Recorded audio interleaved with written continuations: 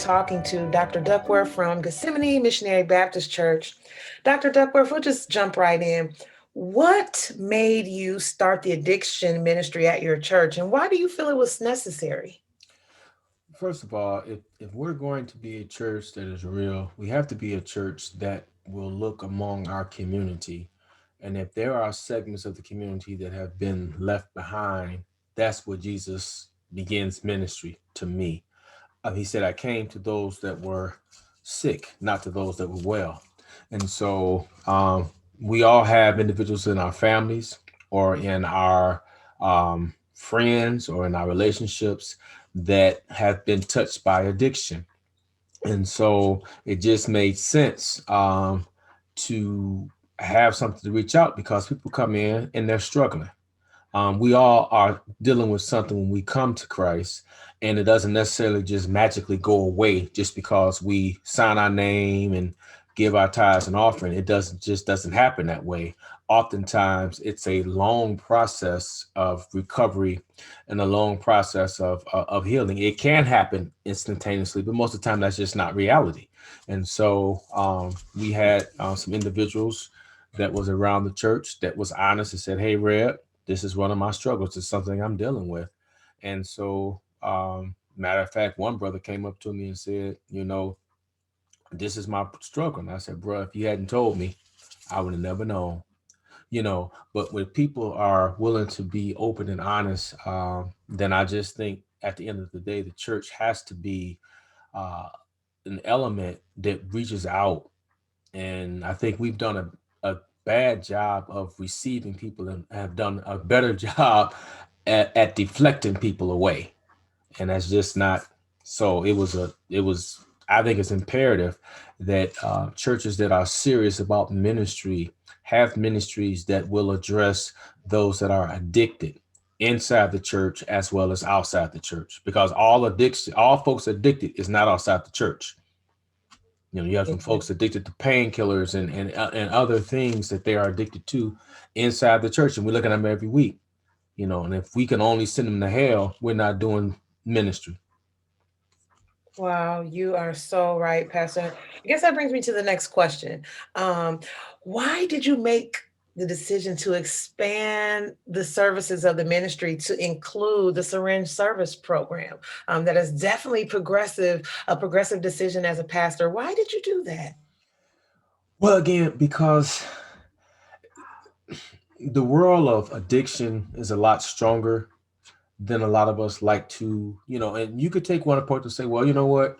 Whatever happens to them because they shouldn't be engaged in this stuff anyway. That's an approach, a safe approach that a lot of people take. I just don't think it's an effective approach. That's like saying if you have young people or you have unmarried persons that are engaging in, sex and it's not protected, and you wait, and then if they come down with some disease, STI, HIV/AIDS, and then you chastise them, this is what you get, or do you just use logic and simply say, hey, this is plan A, which is always the best plan, but if you're not going to follow plan A, then you need to be wise in what you do. I remember when I was in seminary, there was a deacon church I was serving, and he used to always say, Reverend, be good. But then he said, but if you can't be good, be smart. And I never really understood I'm like, what are you trying to say? But what he was basically saying, do the best you can. But if you do find yourself falling, be smart about your fall. And so I just think that I wouldn't want to have to bury someone because they have infected themselves with a dirty syringe. I'm not encouraging them to use a syringe, but if they're going to be engaged in the addiction and at that moment, they're not themselves. And so if there are a safer way for them I mean, and it's no different than what's happening, with this with the opiate and all that other kind of stuff. They're coming out with ways for them to be able to do it safer, and so it was a no-brainer again. The program is ran by those who know what they're doing, and I have no problem pushing back and saying, "Hey, if this is what you do it. I'll support you from the sidelines because everyone is just not gifted to do everything." people have special gifts and is particularly passionate. Whenever people are passionate about something, my motto has always been get out the way and let them go with their passion and just give direction and support. And so, yeah, I do realize that a lot of churches would not see it this way and would see as though I'm encouraging this kind of behavior, would be encouraging people to engage in that kind of thing. Not at all. People are doing it anyway.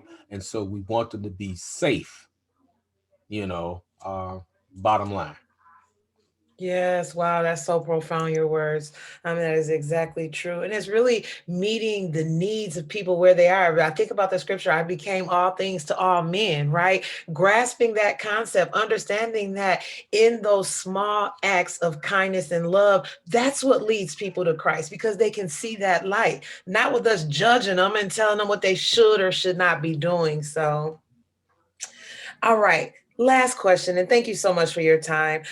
Why would you recommend? Now, you've said it in many different ways, Mhm. but we're going to close in here with why would you recommend to a pastor to institute this type of ministry at the church? Just talk directly to our pastors. Well, I think one, as pastors, we have to realize that we don't have all the tools. And if there's any one soul that could be reached or touched because of this program that's reaching people, because really it's another avenue to evangelism. I mean, I'm always looking at what ways can we reach individuals. One thing about this pandemic, it forced many of us, of pastors, to leave our padded pews and carpeted floors. And now we've really discovering what we all about. And unfortunately, if we wasn't about nothing inside, we ain't about nothing outside. But if we were about something inside, then we are something about outside because now we have a bigger audience. And I think one of the things that can actually happen is that even through a program like this that may seem, a little bit too progressive, a little bit too out there, I'm never going to turn down an opportunity to reach individuals who may be lost. And if this program is dealing with people showing love and care to person, because the reality is you cannot win someone over to Christ until you win over them to you as being you respecting them and seeing them as a person with a soul. And so I just think that I stand a better chance of winning a person to Christ when I have at least made that person feel as though I view them and value them as a person and not an object, but as an actual human being. And so I would recommend to any pastor that if you're serious about ministry, um, and if you're unsure, because I understand, you may get backlash. And one of the things I've always said, ministry is not for the faint of heart. If you scary, then you just stand in four walls. And right now during this pandemic, I don't know how that go how would that go for you. But at the end of the day, ministry is risky. True ministry is risky. No ministry that has ever made any impact has ever been safe. Yeah. You're going to get your head cut off. You're going to be between horses and have them try to divide you in different ways. You're going to be put into kettles of hot boiling oil.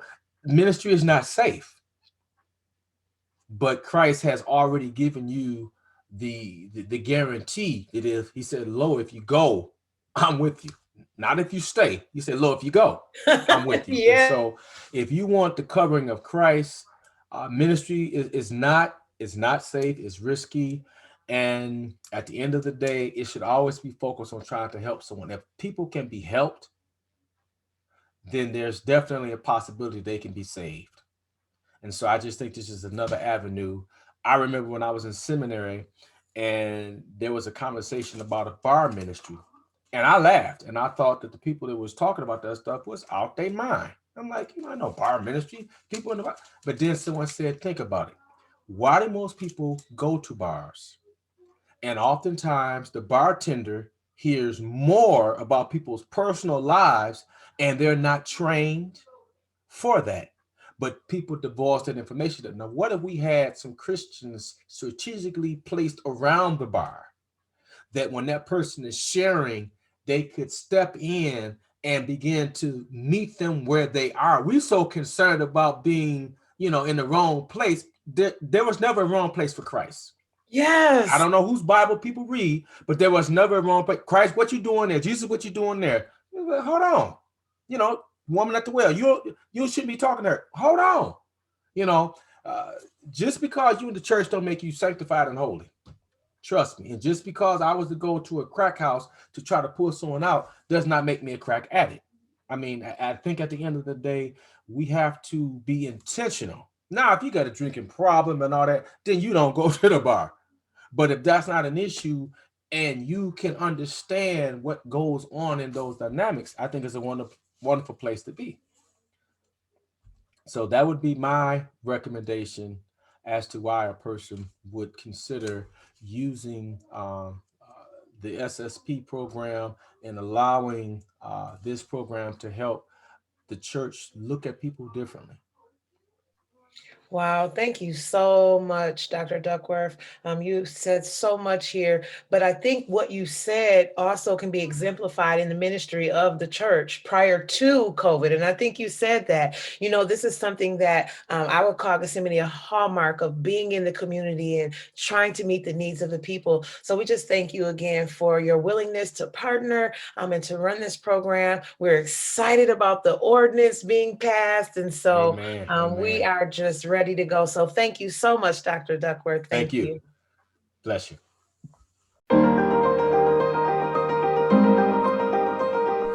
Faith and harm reduction, the true meaning of all God's children. SOAR promotes harm reduction by distributing naloxone and other harm reduction supplies. We do this through peer-led programs, advocating for syringe access expansion, and equitable drug policy reform. We also organize to build power among groups who experience the greatest inequities.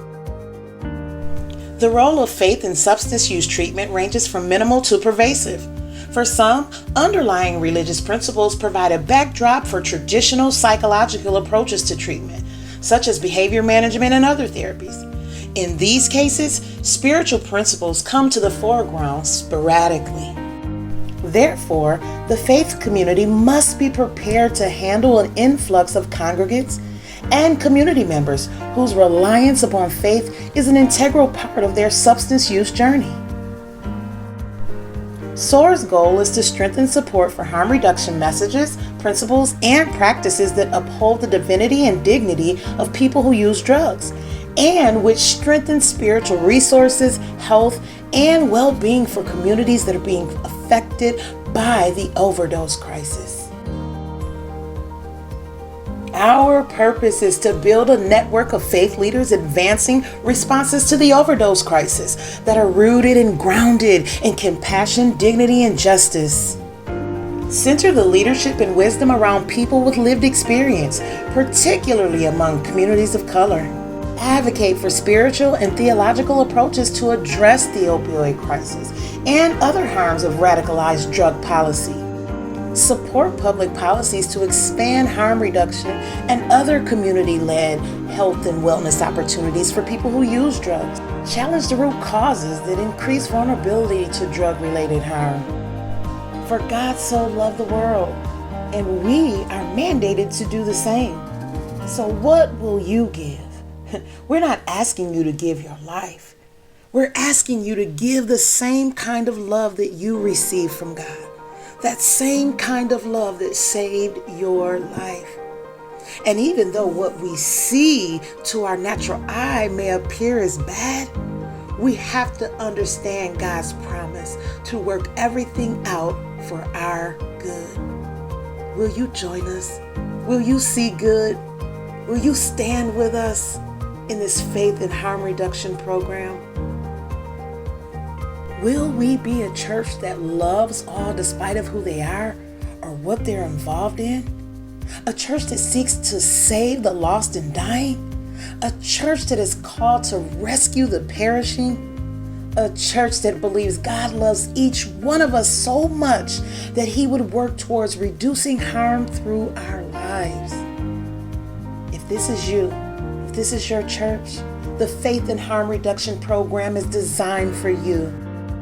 If you want to be a part of this program, please contact SOAR at 734-697-9511 or email strategictransitions@hotmail.com.